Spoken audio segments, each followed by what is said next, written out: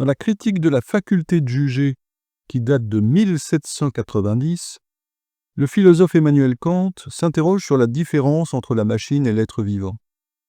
On trouve, dans le célèbre paragraphe 65 de sa seconde partie, un texte en apparence complexe, mais simple sur le fond, dans lequel le philosophe mentionne les trois différences essentielles suivantes. Commençons par lire le début, où il écrit ceci.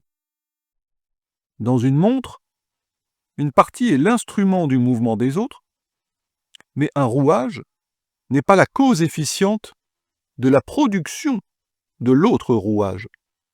Une partie existe, certes, pour l'autre, mais elle n'existe pas par elle. Ce pourquoi la cause qui produit ces parties et leur forme n'est pas non plus contenue dans la nature de cette matière, mais en dehors d'elle, dans un être qui peut produire d'après des idées un tout possible par sa causalité. Alors que veut dire Kant ici dans ce texte qui peut peut-être faire dresser les cheveux sur la tête à ceux qui ne sont pas familiers du discours philosophique? Kant reprend ici un vocabulaire aristotélicien. Donc Aristote distinguait quatre causes, la cause formelle, la cause matérielle, la cause finale et la cause efficiente dont parle Kant. Imaginez un sculpteur qui veuille créer une statue sur un bloc de marbre.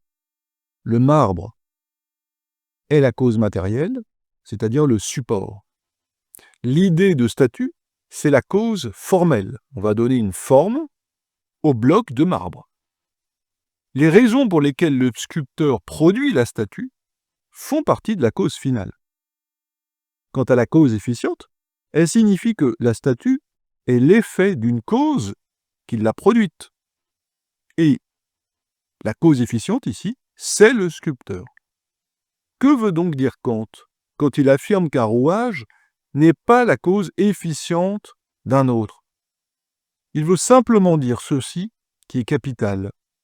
Dans une machine, les composants, les rouages sont assemblés les uns les autres pour pouvoir fonctionner ensemble.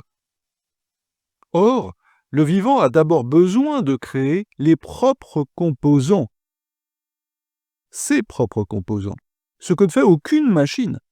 Dans une machine, les engrenages matériels sont assemblés pour fonctionner ensemble, tandis que la matière biologique doit produire sa propre matière. Prenons des exemples que ne pouvait connaître Kant à son époque. Savez-vous qu'à partir du 6e mois, le système nerveux de l'enfant, encore en gestation dans le ventre maternel, produit 250 000 neurones par minute lors de la neurogenèse, soit 1 million de neurones toutes les 4 minutes. Prenons également ce que Kant ignorait, la division cellulaire. Pensez à une cellule qui se divise en deux. Elle produit ses propres cellules filles. Que veut dire Kant quand il affirme ensuite ceci? Ce pourquoi la cause qui produit ces parties et leurs formes n'est pas non plus contenue dans la nature de cette matière, mais en dehors d'elle, dans un être qui peut produire d'après des idées un tout possible par sa causalité. Il veut simplement dire que la machine a été créée par un ingénieur, un concepteur, qui ont eu au préalable une représentation de la forme de la machine à construire. La cause efficiente, l'ingénieur, est extérieure à la machine. Or, l'être vivant n'a pas d'ingénieur extérieur. C'est lui-même qui est son propre concepteur, si l'on peut dire. Conclusion, l'être vivant est un système de production de ses propres composants tout en étant son propre ingénieur. Il n'y a pas de cause extérieure à lui. Lisons désormais la suite du texte. Voici ce qu'écrit Kant. Ce pourquoi aussi, un rouage d'une montre ne produit pas l'autre rouage, et encore moins une montre d'autre montre, de manière telle qu'elle utiliserait à cette fin d'autres matières. elle les organiserait. Que veut dire Kant, ici? Il développe la propre conséquence de son raisonnement précédent. Si un être vivant s'auto-construit et s'auto-organise, en produisant les propres composants dont il a besoin, il peut alors également produire un nouvel être. S'il peut produire ses propres composants, il peut utiliser des composants pour s'auto-reproduire par la sexualité. C'est pourquoi deux machines qui se rencontrent ne peuvent pas donner naissance en s'accouplant à une troisième machine. On l'avait vu dans une vidéo précédente en rappelant l'argument de Fénelon contre Descartes, la théorie des animaux-machines. Deux montres ne peuvent donner naissance à une troisième montre, alors qu'un chien et une chienne peuvent donner naissance à un chiot. Ce ne sont donc pas, d'après Fénelon, deux machines.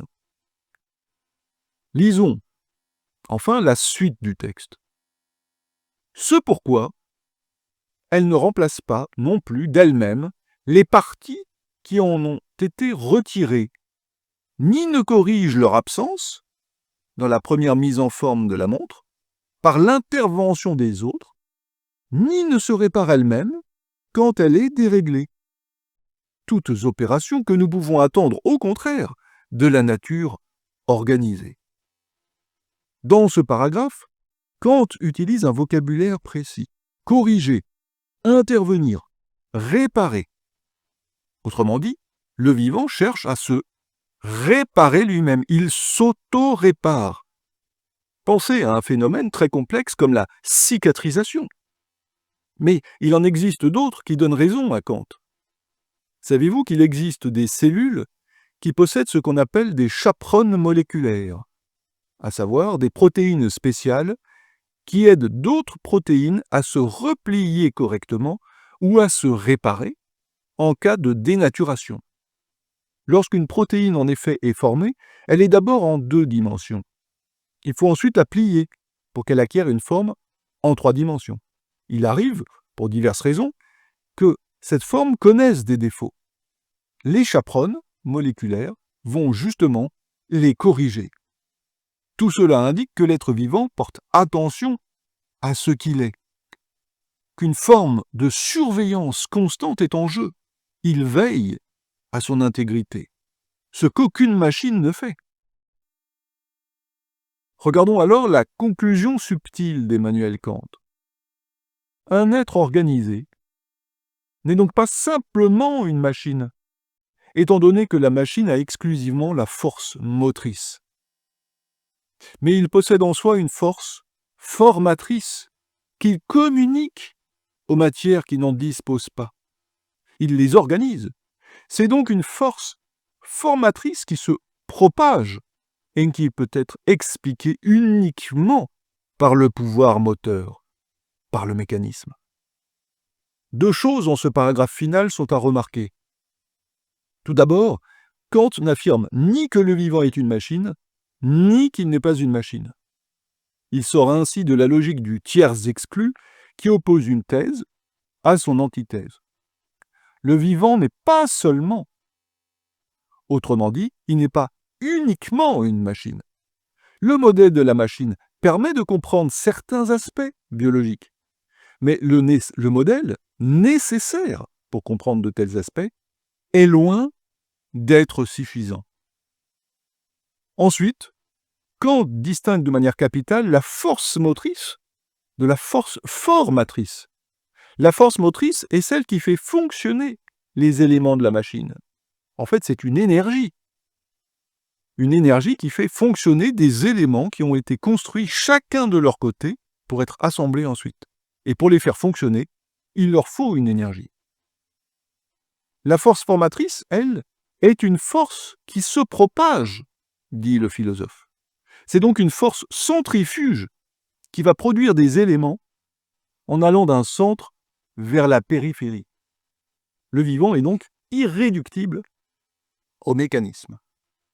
Autoproduction des composants, autoreproduction sexuelle, autoréparation, 3 différences essentielles qui sont toujours d'actualité. et que, visiblement, les adeptes du modèle fonctionnaliste et machinique ont oublié.